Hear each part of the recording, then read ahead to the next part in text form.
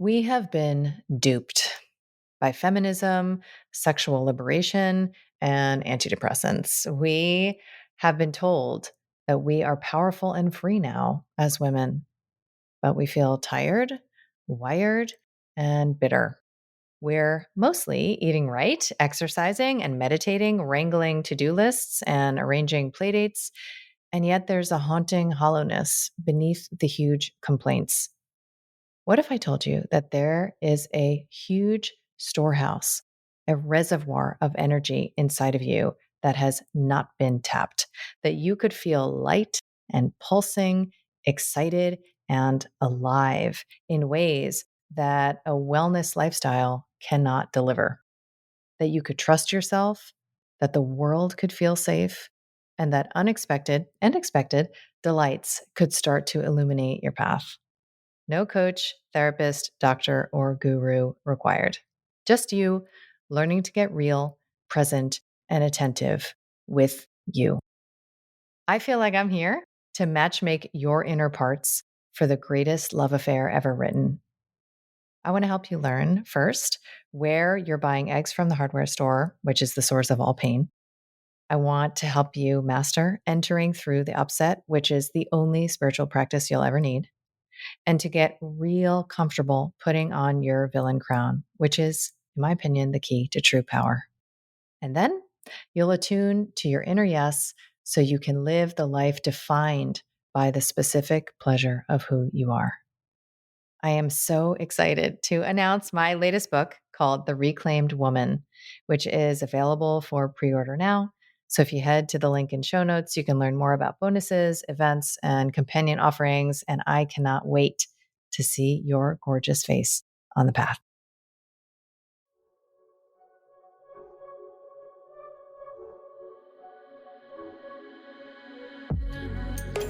I'm Dr. Kelly Brogan.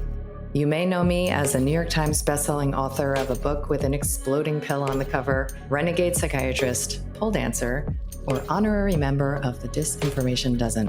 What can I say? I'm a born provocateur. I've spent most of my recent life exposing deceptions, connecting dots, and discovering the secret places my inner victim is still waiting to be liberated. And now I feel called to help you reclaim all of your parts, your health, your sexuality, your power, and your expression, so that you can finally truly own yourself.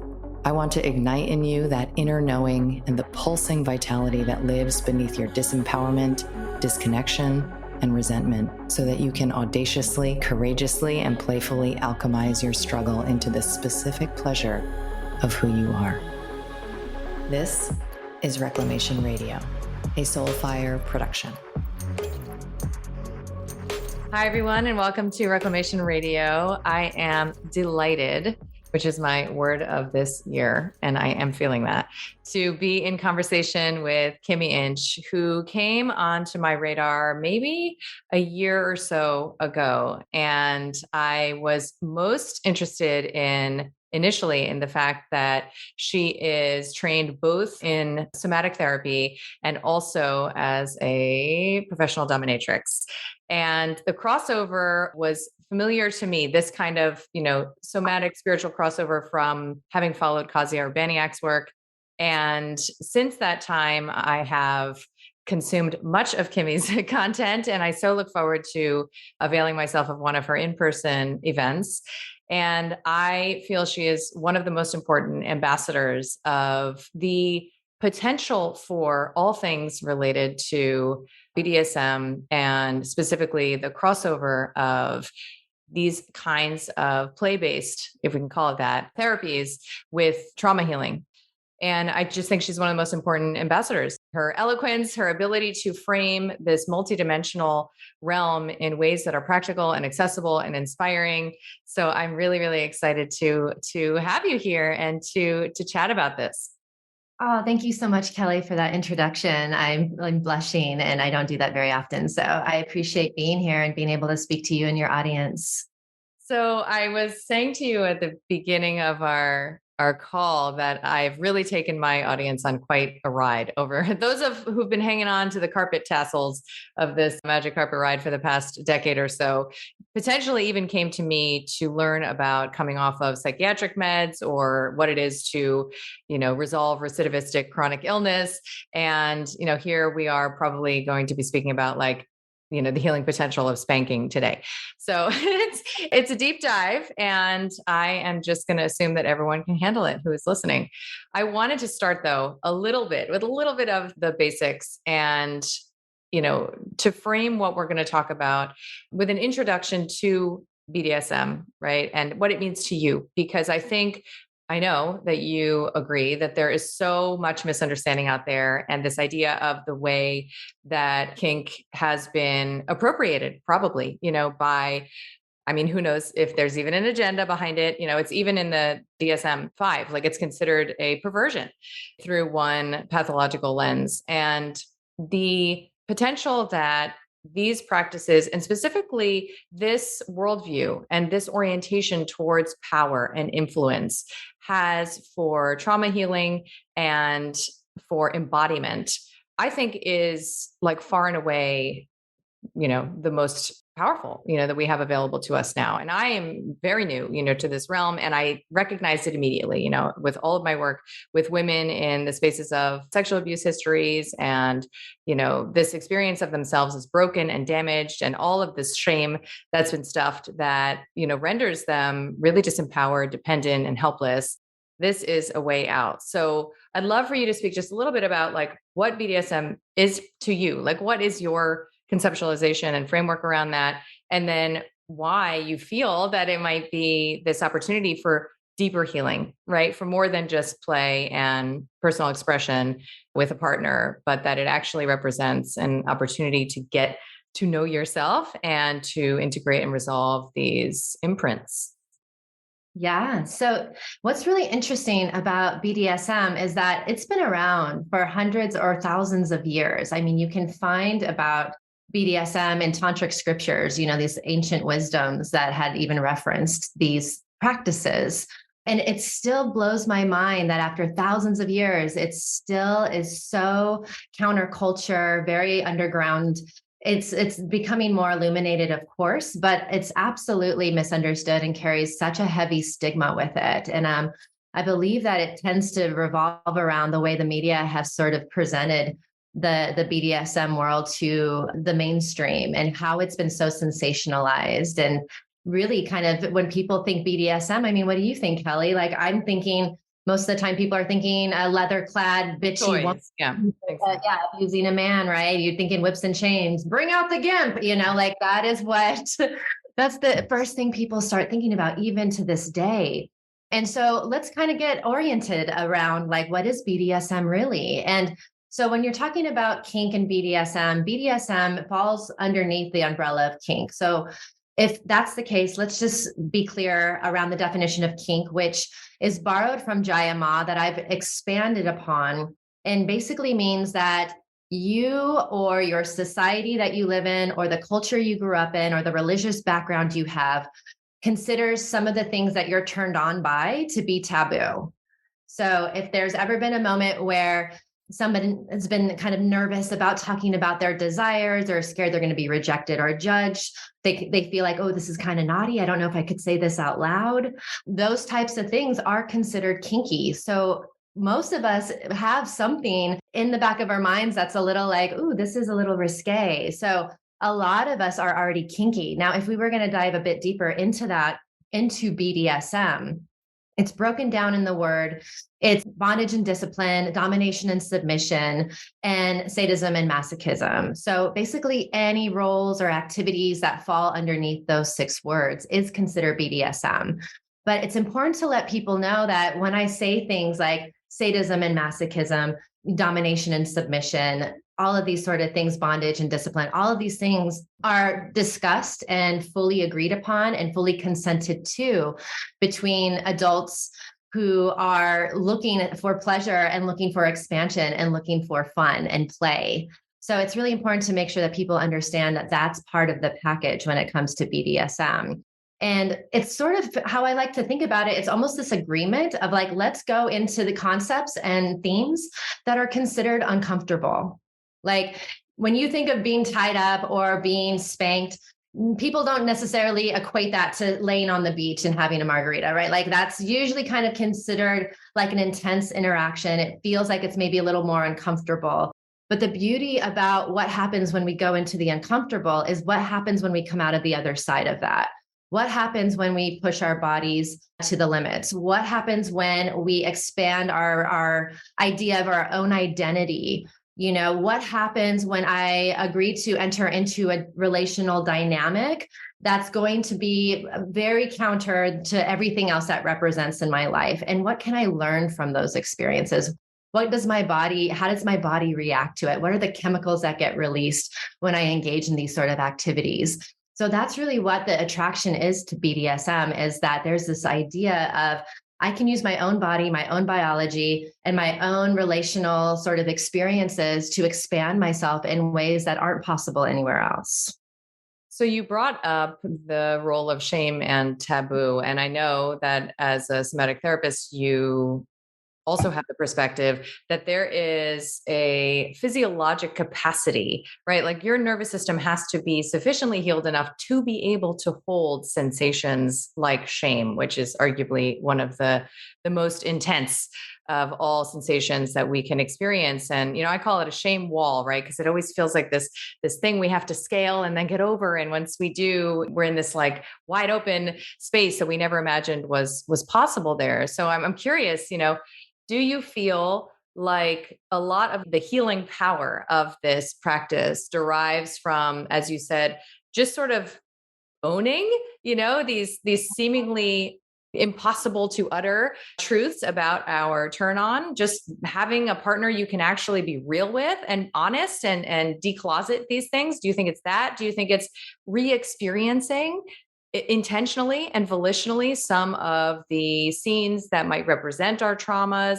Or is it maybe like, having the reclamation scene, right? Where like you play a scene where somebody is your abuser and you're going to give your righteous fuck no, get off me kick, or whatever it is. Or is it all of the above? Like, do you find that there's like one magical element that is a part of the alchemy of turning this shame into pleasure and freedom?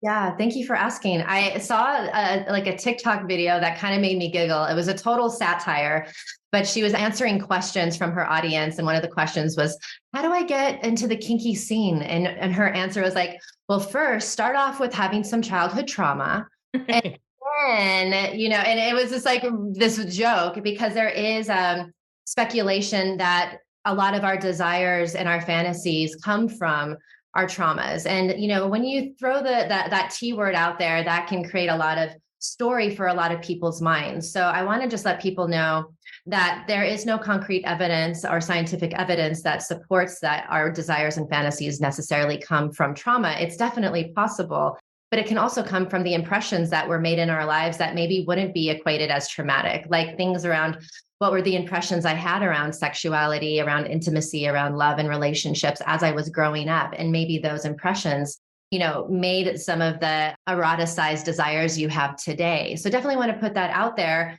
And, when it comes to BDSM and kink, yeah, you can't have these conversations without mentioning shame, because that's going to be a really big part of the package. And the shame piece is actually the part of kink and BDSM that creates the thrill, that creates the juice. There's this quote that I love saying, and I feel like it perfectly equates to what we're talking about. John Waters, a famous director, said that I'm so glad I was born Catholic because sex will always be dirty to me.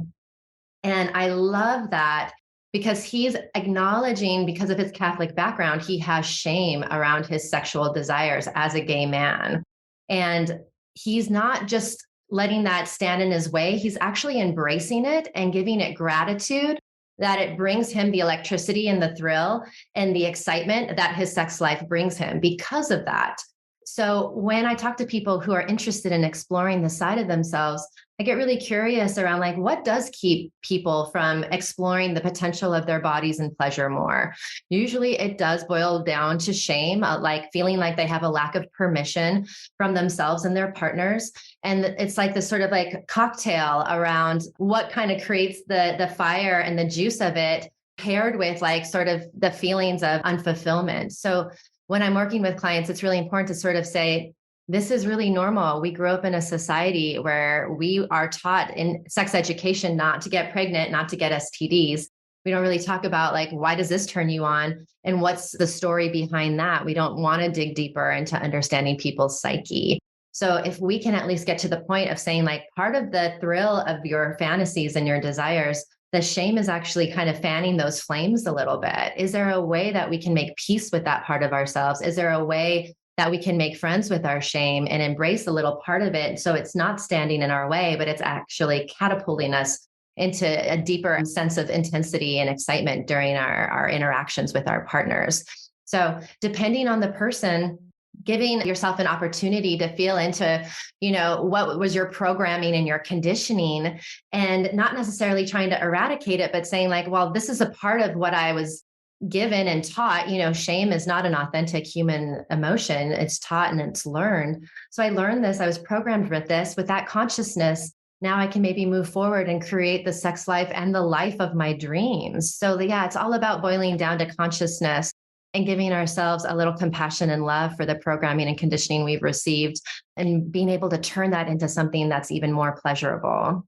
You mentioned a word that I have come to use in my daily vernacular now because it seems so important, which is permission, right? Yeah. And this idea of the permission field, and what is it to actually opt in to a cultural milieu like, the conscious kink world offers, if you want to refer to it as that, where there is a huge permission field, right? Where there's almost like an anything goes, and fundamentally a curiosity. And, in all of my teaching, I've witnessed, over all these years when it comes to health and chronic illness, that curiosity is that antidote to the victim consciousness of enduring, embodied disempowerment. And so the permission field I experience as being embedded in this culture and then probably seized on the individual level in certain dynamics and partnerships and settings that are intentionally created. So I wonder, I'm like an examples girl. I love to learn from examples.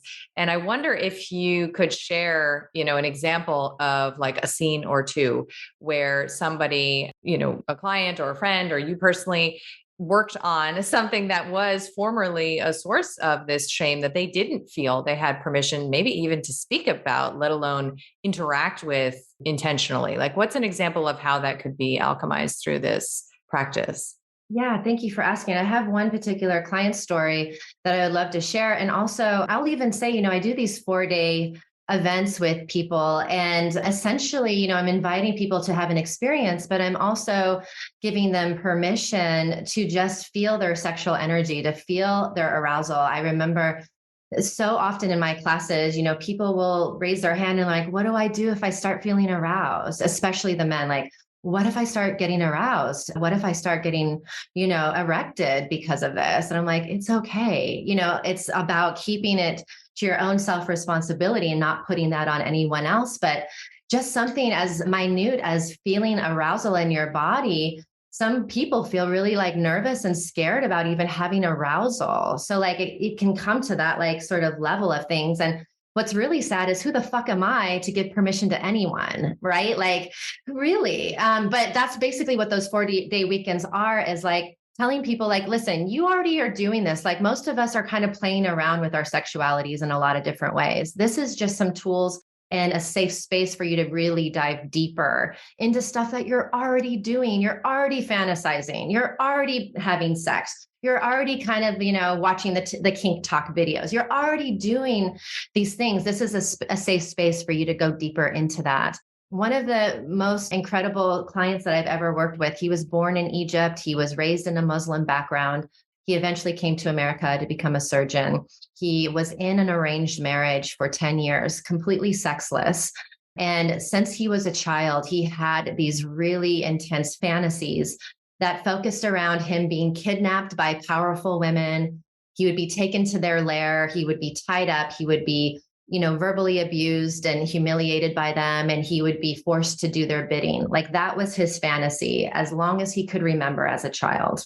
And when he came to me, he was pretty much on the brink of being like not interested in being alive anymore. Like he was really like this, I don't get the point of being alive. I don't have pleasure. I've been doing everything I've been told to do by my parents and my culture. I'm so unhappy. So he came to me in that state and we started working through his shame. We started to kind of uncover what the meaning of these fantasies could be. But ultimately, the focus of the work was let's co-create your lifelong fantasy that you've always been thinking about since you were a little boy. So with a lot of work and a lot of, trust building and things like that, we were able to create his lifelong fantasy. And he was given an experience that I guided him through of this fantasy. So How did that look? I'm like, let's play the video. No, I'm just kidding. I don't have a video. I love that. Like, I don't know if I can play that here. So what that looked like is that we went through a communication tool that I have called the kink checklist, which went through the specific activities he was available for and what he was not available for. That also included what sort of language was acceptable for his scene. What was the energy like for his scene? For example, there was an energy of his scene that wasn't all hardcore and strict and heavy. There was parts that were supposed to be playful and coy and sensual. Essentially, he wanted me to recreate that he was being kidnapped and brought into my lair. And what I would be doing is I would be taunting him and teasing him and not allowing him to have, his release that he wanted to have. So I would tease his body with feathers. I would spank his bottom. I would call him names. I would do all of these things that he had been fantasizing about for years. And at the end of the fantasy, we were having some aftercare, which is absolutely necessary. And he was sort of getting these downloads because he was in this expanded state for a couple of hours. And I will talk a little bit more of that in a moment, but he was in what we call subspace. And during his coming down of that space, some downloads from a higher source was coming through him. And he said, wow, I have realized that through this experience, I have felt so met and so seen and so fully held in this desire that I'm seeing now very clearly that I created this desire as a child to help lessen the pain of the victimhood I felt in my own life, to actually recognize that I was not living the life that I wanted, that I was being forced to do things I didn't want to do. And how smart was it of my body to self-protect and create this fantasy that would be circled around what was happening in my life, but being done in a way that felt pleasurable and erotic and arousing for me. And so I asked him, I'm like, what would it be like to do this again? But how about this time you ask for everything you want? So weeks later, we did the scene again.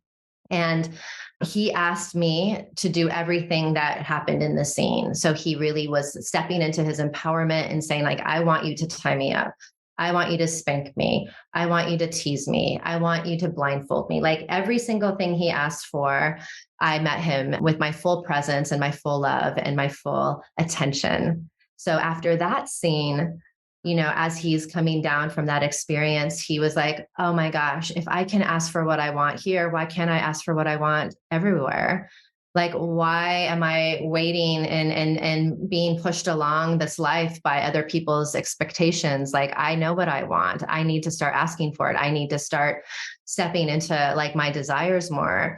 So what happened after that was, this is a 6-month program we were doing. And by the end of the 6 months, he was a completely different human. He was so happy to be alive. He actually ended up leaving that sexless marriage, and they were both very happy about it because it was an arranged marriage.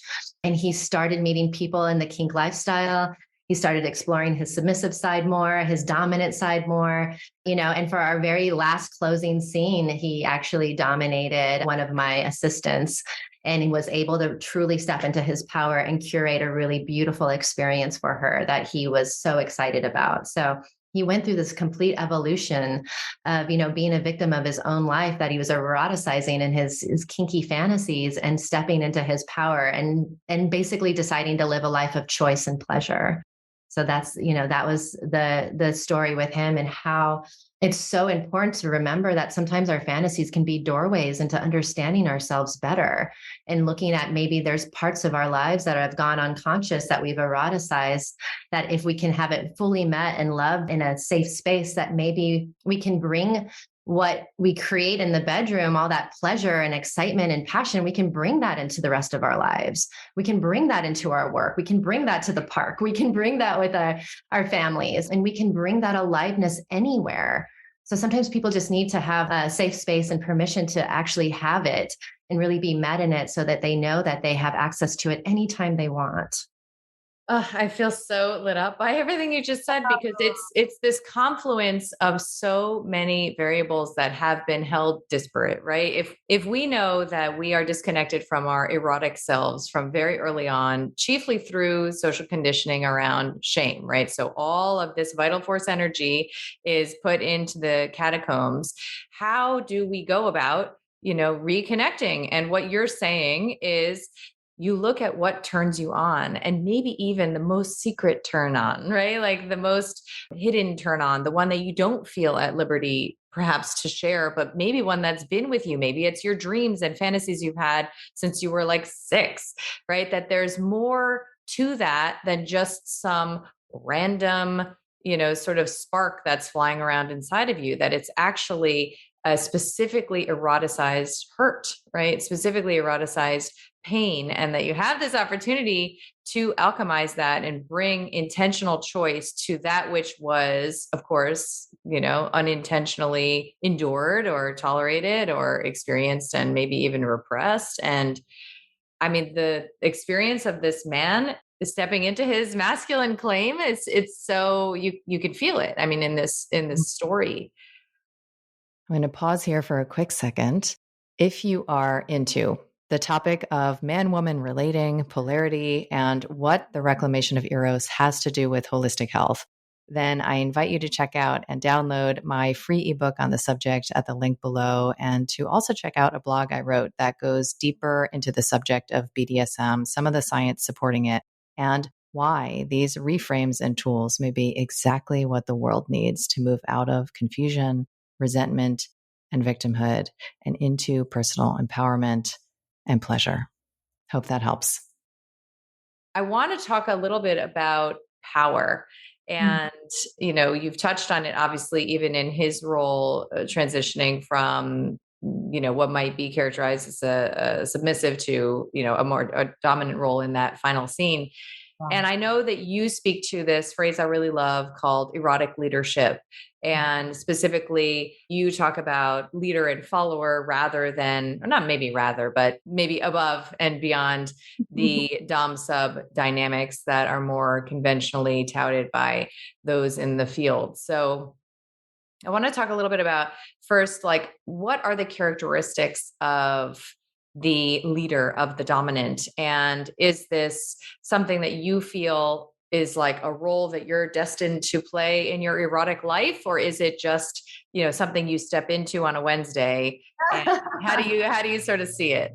Yes, it's like yes and yes, right? No, but when it comes to the leader follower, yeah, it's a terminology that I started coining a couple, like maybe 10 years ago. And at first it was sort of a broader sense of what an energy dynamic could look like between people stepping into a power dynamic. So we're thinking about which way is the energy moving between people as they're in a play session together. And what came up was this idea of leader and follower being more collaborative and co-creative, as opposed to dom sub, which tends to feel very hierarchical, and wanting to like really embrace the co-creative aspect of what this erotic encounter can look like.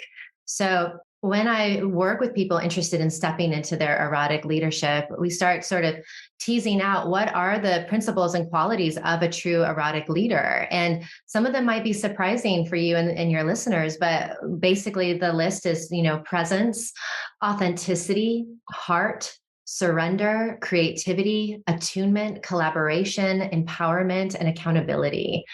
And when you are able to bring these qualities into your erotic leadership, whether that's in the bedroom or outside of the bedroom, what you're doing is you're really being with what is real and what is, instead of being in this sense of like control and having an agenda.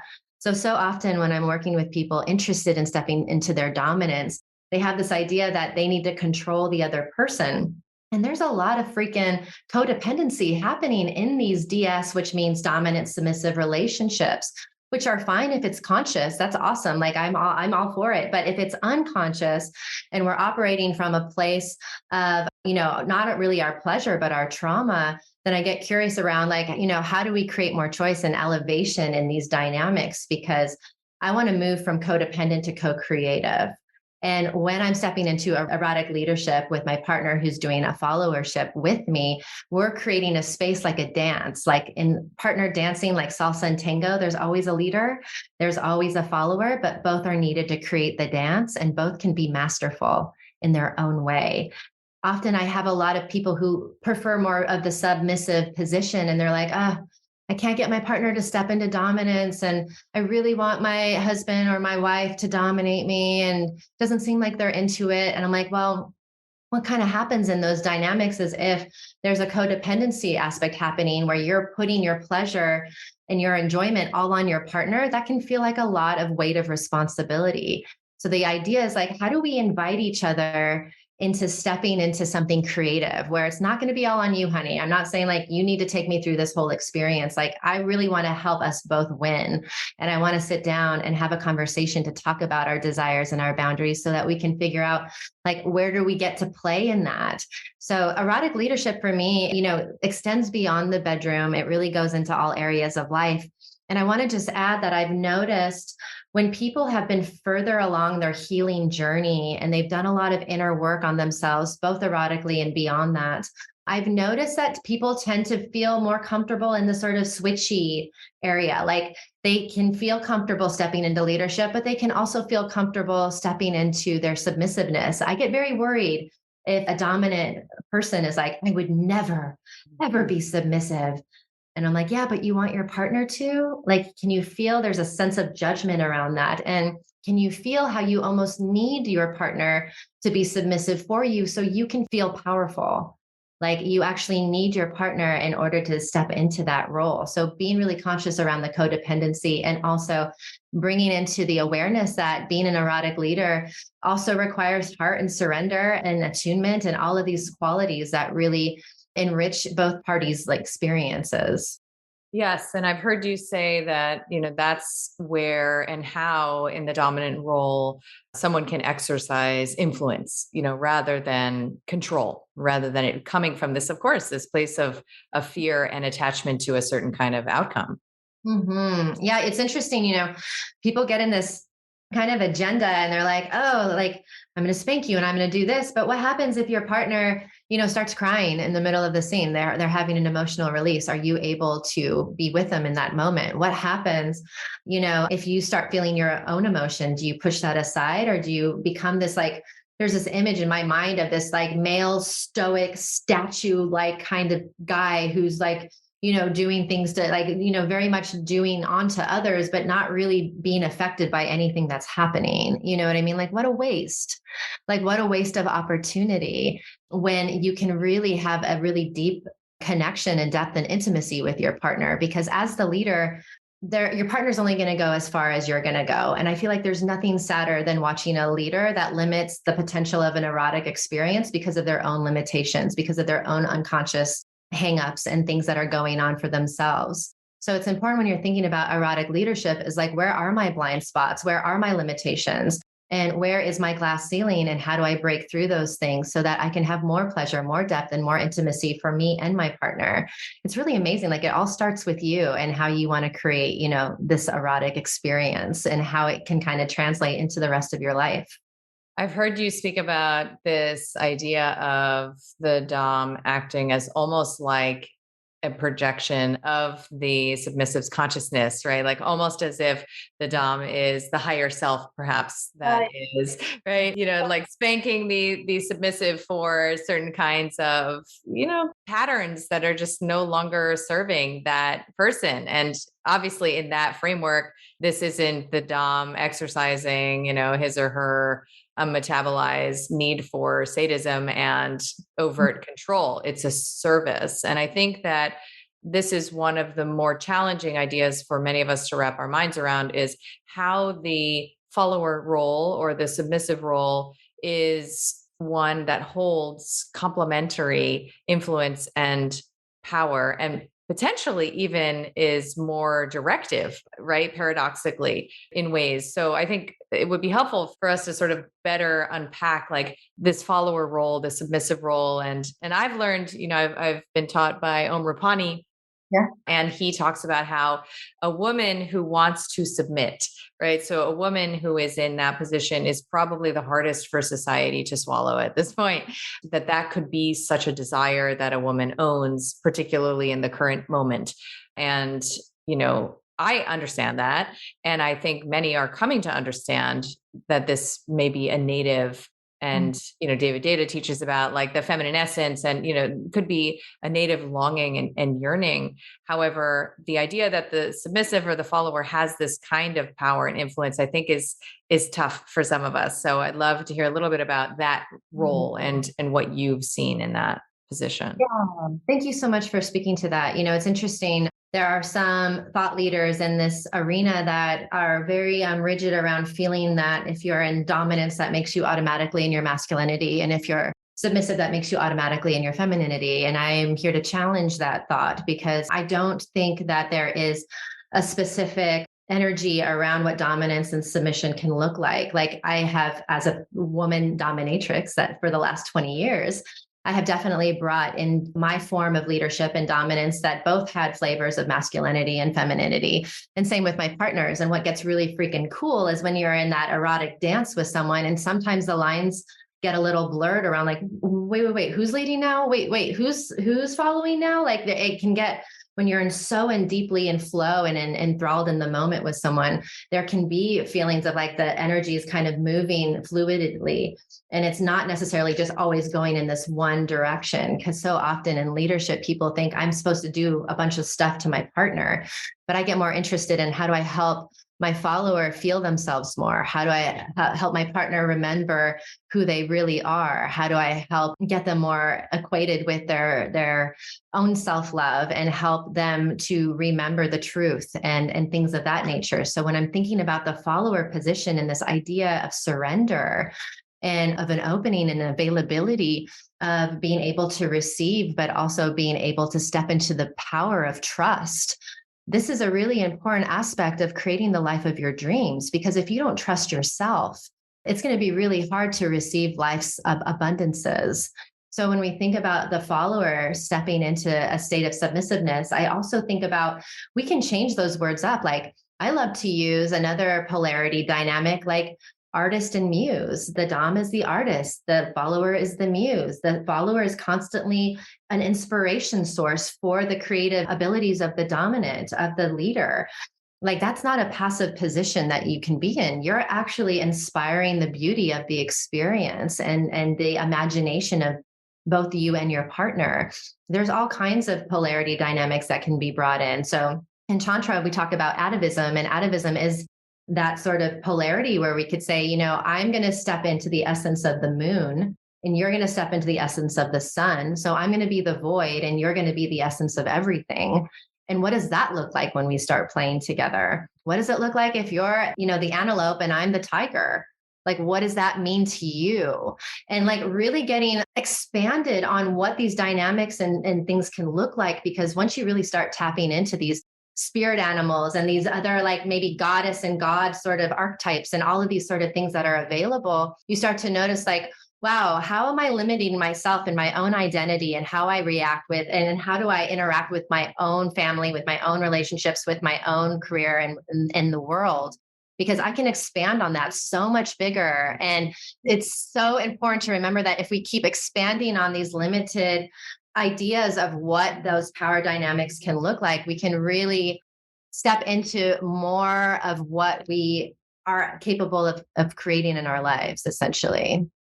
So I feel like a lot of people listening might imagine that they need like a theatric degree, or that they need to be like super disinhibited and creative and spontaneous to even imagine architecting this kind of a scene. And I know from personal experience that that level of inhibition it can take years to unpack because the roots are so deep, as we're talking about, in these installed parameters, from our childhood.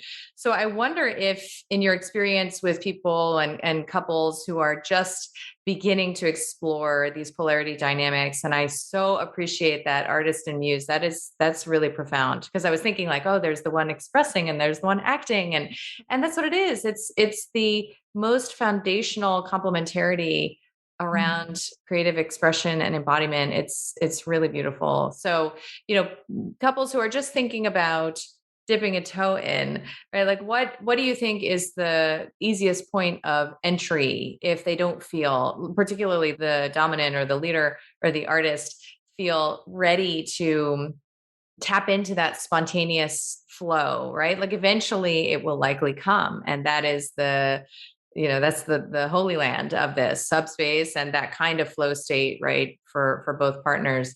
In the beginning though, like what is a way to just begin to play with these polarities in dynamic, do you think? Yeah, thank you for asking, because I definitely don't want people to think it has to look a certain kind of way. That the idea is like saying, how do we kind of expand on what we've been shown on television of what it's supposed to look like and really make it our own and make it feel really resonant and exciting for us. So there's an invitation to kind of expand on it.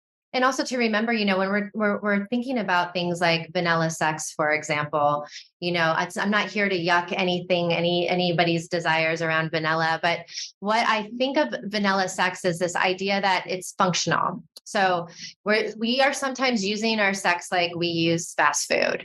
Like we're basically saying like, oh, I'm horny, so I'm going to grab my vibrator and give myself 3 minutes to have an orgasm. Or, oh, I feel like, having a quickie, which is great. I'm not poo-pooing quickies, but this idea that, functional sex, whether it's to have a baby or have an orgasm, it's very limited and it doesn't offer itself an opportunity for being able to be explorative. So the idea is first is like, just feel into like, what would it mean to be a little explorative with your own sexuality?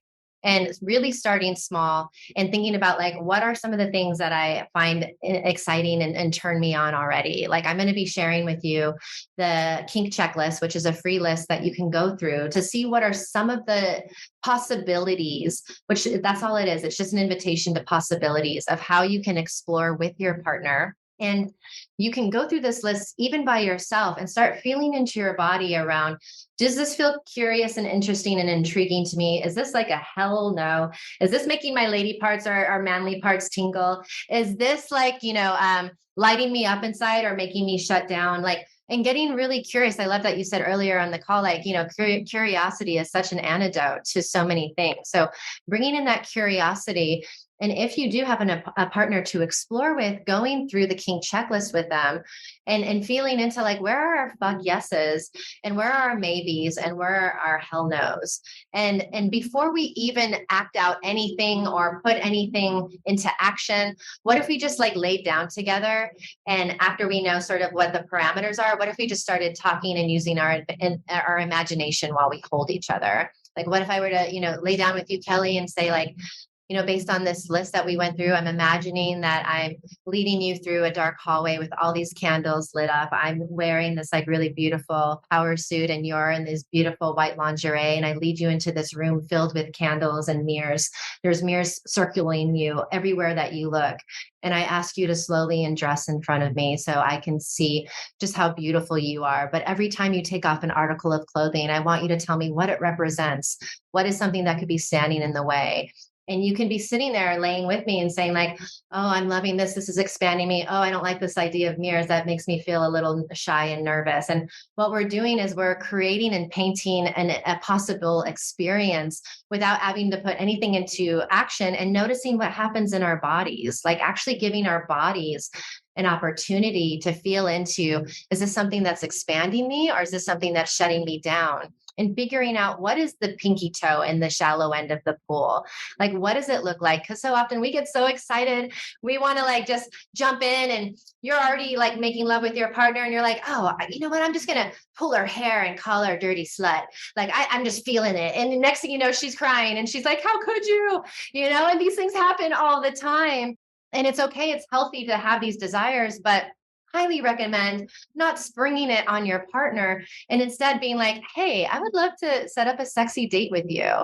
I would love to like have a date where we're going to have a nice dinner together. We're going to get dressed up and we're just going to have a conversation around what turns us on. Cause I'm interested in maybe expanding some stuff with you. I'm interested in having more depth and intimacy with you, and creating an invitation so you and them can be mentally prepared for the conversation and start getting an understanding of like, okay, what can we do? Is there anything we want to create together? Where's our starting point? And how do we start small and maybe, not try to jump into the deep end, and start in a way that we can both sort of digest the situation and feel like our bodies are aligned with everything that we want to try. So yeah, starting small, using tools like the kink checklist, having lots of conversations, and giving yourself permission to play in the realm of possibility, and having some fun with it. And what I love, in addition to the checklist, which I have from you and is fantastic, and it's just such a fun conversation. I mean, what else is more interesting to talk about, with somebody? And of course, as you mentioned earlier, like this is a conversation we should be encouraged to have with our very first partner ever in our lives. And many of us are probably well into, our 40s or whatever, encountering this for the first time. But it's sort of like a self exploration, self inquiry, self interrogation tool. But then there's also this idea of like the ongoing lived experience of consent, right? Where if something is or isn't working for you, if there's something unexpected that arises, there is a safe word, an opt-out clause, there is a way to continue to, expand on the awareness of what creates safety, right? So it's an ongoing communication. And that's what I've found is like the level of communication that I witness in this community. I mean, it's just unparalleled. I mean, most couples don't speak about the details of their sexual experience until and if there's a problem, right? It's not intentional and conscious, and it's certainly not framed as something enjoyable, fun, or, pleasure expanding. You're right. I mean, the point of this is the more articles I read around people feeling lonelier than ever and feeling disconnected than ever, and this longing of wanting depth and intimacy and connection, which all humans really want, this idea of exploring our eroticism is like really an opportunity to know ourselves better. We so often are waiting for the Mr. Right and Mrs. Right to show up on our doorsteps that are finally going to feel understood and seen. And we don't put any effort and energy into really understanding ourselves better and understanding of like, oh, I really want a threesome, but I wonder why. Like, why am I attracted to this idea of threesome? Because it might be different from one to another person. Like, why am I interested in the things that I'm interested in? Or why have I not given myself an opportunity to explore in this world? Because oftentimes, people are doing all of this, personal development work, and they usually leave their sexuality for last if they ever get to it at all.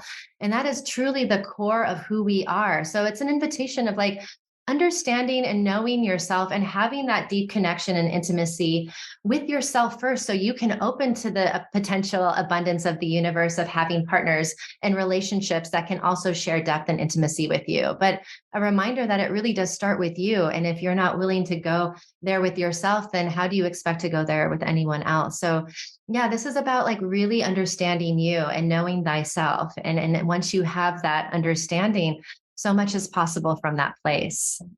Absolutely. I mean, it's sort of the best and the worst news is that it starts with you. I mean, I remember when I first started working with my erotic coach, Whitney, this idea of slowing down with my self-pleasure to the extent that my sessions with myself would literally just involve like 10 minutes, which felt like an eternity, of asking my body what she wants, like asking myself, what is wanted here, and eliminating, genital touch and orgasm, and just sort of focusing on like touching my legs or my arms or my hair, or like, do I want to rub my neck? And that level of slowness is, I think, part of what's necessary to stop what you're calling fast food, sex and impulses. But with ourselves, it's like, historically in self-pleasuring, I would like put an orgasm on me. It's like she calls it like just putting sex on someone, putting pleasure on someone. But we do it first to ourselves. If we don't have that kind of intentional, slow, conscious, spacious experience of the here and now. And that's where I think your training in somatic therapy, I mean, it's just the perfect marriage of this work with that, right? Because I don't know how possible, like I was saying, it could be to even slow down to that extent until and if you have an understanding that that is, what your nervous system is longing for and asking for, is that level of, present attunement. So what do you see as being some of the somatic, maybe even neurophysiologic barriers to really attuning to that extent and coming into an awareness of real time pleasure that isn't like, I'm going into this scene and I'm going to do this and that to her, and he's going to do this and that to me, right? Because I imagine there's a lot of performativity that can show up in this culture where people miss the yield that's otherwise available in the somatic healing realm. So do you think there's sort of an order of operations, like people should do a certain level of somatic healing before they engage in this? Or do you think it's sort of all blended together? I imagine there's a ceiling for some people on like how much they can actually be present to this kind of work. Absolutely. These are great questions. And I think a great reminder that you shared working with your own coach is like reminding people this is not a journey you have to do alone, like really reminding people that so often, especially with our sexuality, behind closed doors with the lights off, that's kind of the idea with a lot of the ways we were exploring our own bodies and our own pleasure when we were developing into adulthood. And now as resourced adults, there are so many resources and so many ways of getting support through this journey. So I would probably start off by considering, as you're educating yourself through, online courses or through books or whatnot, actually considering having a mentor, having a coach, having a therapist, and someone that can really be your mirror and someone who can be like your safe sanctuary place if things start to feel a little scary or overwhelming. Because, once we start exploring our sexuality, all kinds of things can start to unsurface and show up. So it could be really beneficial to have a support system in place that isn't necessarily your partner, so that you have an objective person that can help guide you through this journey of the erotic. So really thinking about it in those terms. And as things like, these medicine journeys are getting more and more popular, MDMA, psilocybin, things like that, people are looking for ways of creating these, altered states of consciousness, which are really, really powerful. I think it's so amazing the way MDMA and psilocybin has opened doors for people to experience these expansive states where they're interrupting patterns and they're able to shift perspectives on their lives and feel a sense of oneness and unconditional love. But I also think it's really, really important to open your own doors. And so when you're playing in the realm of the erotic, this is an opportunity for you to start building towards a place of having a self-trust through communication, through vulnerability, and through understanding your own resiliency and being able to expand into deeper places of pleasure that are eventually going to lead you to these altered states and expanded states of consciousness that are going to help you sort of ascertain, looking at life in a different point of view and being able to be bigger and have more capacity to handle life's challenges and obstacles, and also be able to tap you into your creativity. A tantric secret that not everyone knows is that our sexuality is closely linked with our creativity. And so if we're able to access some fluidity in our sexuality and feel like we're in healthy alignment with it, then we have an abundance of creativity that we have access to. And that can be really exciting because, if we have creativity, we have a lot of ability to create solutions in all areas of our lives. So just to, that was kind of an expanded answer, but feeling into getting the support that you need for this journey, and also holding the understanding that it takes, one step at a time, and go slow. Like your coach had mentioned to you, going slow is so important, really feeling your body somatically, feeling into what is the information my body's giving me, because my body doesn't lie. The brain sure as hell does, but my body doesn't. So what's coming up as I'm going on this journey, making sure I have support as I do, and knowing that there's a potential for, down the road, it could be weeks, months, or years, but there is a potential down the road of creating expanded states where you're, essentially being able to feel like people feel on MDMA, and feel like people on psilocybin, and things of that nature, but without having any outside influence, which just basically connects you to the understanding that, and the truth that you have everything you need already inside of you. So if you remember that, and you have the support that you need, have compassion, go slow, and just take care of yourself on this journey. But it is a noble hero's journey, and I'm excited for those that are embarking on it. I love that. A no goal hero's journey. That's so good. I want to ask one final question, Kimi, just to tag on to what you were. Yes, I will spank you, Kelly. Okay.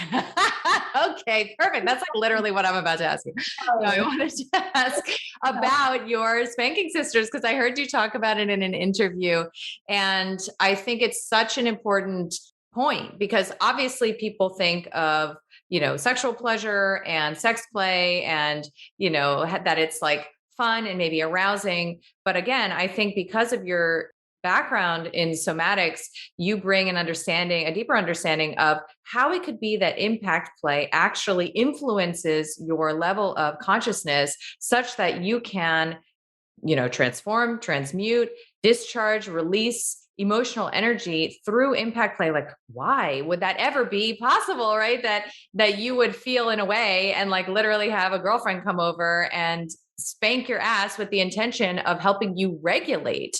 What is that, right? Like, I think most people have never heard of that. And the moment I heard that phrase from you, I was like, this is what people are missing about this cultural phenomenon, and what its potential holds for the collective when it comes to this kind of embodiment.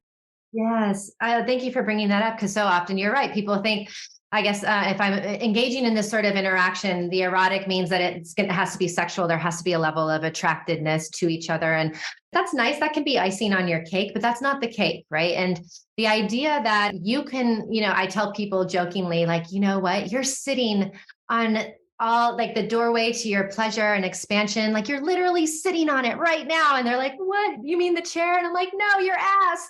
And they're like, okay, what do you mean? And so when we talk about engaging in any sort of kinky or BDSM activity, I really wanted people to remember that everything's on a spectrum. So things can be done in a really intense, hardcore sort of way, and things can be done really light and sensual and playful. So once we understand everything is on a spectrum, from impact play to dirty talk to bondage to whatever, that people start to understand, like, oh, okay, so things don't necessarily have to be super painful. And so what we can use impact play for is we could go beyond the sort of cliche traditional way that people use it, mostly as an erotic punishment, or as a way of exhibiting dominance over another person. We can actually use it in this very platonic way. If I'm having a stressful day and it's just been a rough one, and I just feel like I'm at my wits' ends, I will call one of my homegirls, my spanking sisters. They're attractive, amazing, beautiful people, but there's not a sexual dynamic happening between us. And they will come over and they will give me a good ass spanking. And what they're helping me do, and what I help my clients to feel when I do impact play with them, is I help them move the energy from their heads into their bodies. And I use impact play as a way of moving energy in the body, awakening the senses, creating more connection with our own bodies. Sometimes it helps to release emotions. And yes, it's not always about the pain, because people don't always understand, why would you want to feel any kind of pain? It doesn't have to feel painful. But if it were to have some level of pain or intensity, what's happening is that your body is starting to release chemicals, right? This, like releasing the adrenaline and, a serotonin and these different sort of chemicals that helps to synthesize what's happening through the spanking that's creating more of an altered state. It's creating more of an expanded state for someone. So yeah, as I'm spanking or as I'm being spanked, I'm thinking about how do I awaken the body? How do I even maybe access the different chakra points in the body? If I'm spanking someone's bottom, that is basically in Tantra accessing their root chakra, which is connected to their wealth, their security, their trust, and stability, and all of those sort of things. So I might say, my hands and my arms are an extension of my heart, which is my fourth chakra. So as I'm spanking you with my heart. And as I'm spanking your butt, I'm actually awakening and opening this chakra around your wealth, around your stability, around your security, around your trust, so that you can have more of what you want in life. And we could even use it as a manifestation tool to call in what you want more of in this world. And that makes it so much fun for people to recognize that it doesn't have to be this like bend over bitch. Like it can actually be this experience of moving energy in the body, helping to release emotions, helping to feel more aliveness in the body. And yeah, because of the close proximity that the buttocks has to the genitals, sure, it can bring energy down there. It can bring sensitivity down there. So if you wanted to create some arousal and maybe even bring your partner to climax, there could be an easier route to doing that, because it's, awakening everything in the nether regions. But yeah, there's so much potential in just something so simple as spanking. And when I introduce that to my clients, especially the female clients that I have, they're like, wow, the only time I've ever been spanked is when I was in doggy style. And the guy behind me was like, who's your daddy? And this is like a completely different way of looking at spanking that I didn't even know was possible. And I'm like, I know, and anything is possible. Like, listen, I love fast food, but I don't want to fucking live off of fast food. I mean, like you deserve the 10-course meal. You deserve the 3 Michelin star restaurant. Like you guys deserve that. And like, I'm just giving some examples that everything that you're seeing about sexuality and especially kink in the media is so limited. What you can decide for yourself and what you can create for yourself is really sky's the limit. And it's just about your own imagination. So think bigger, like stop playing small and give yourself permission to really expand into your full potential. Because that's what this life is about, being your full potential.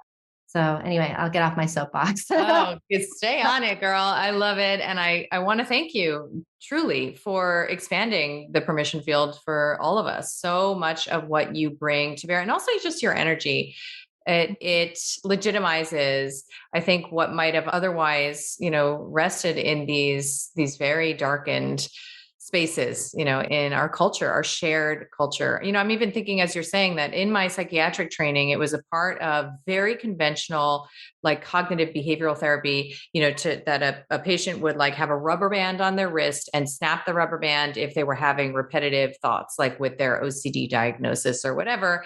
And so, do we really want these embodiment tools to live in the guild of psychiatry and these like distorted and twisted and inverted ways? Or do we want to engage, what it is our potential, as you're saying, intentionally, consciously, and because the path is already well trodden, right? Like I'm coming into this decades after you have already been exploring, and so many others have.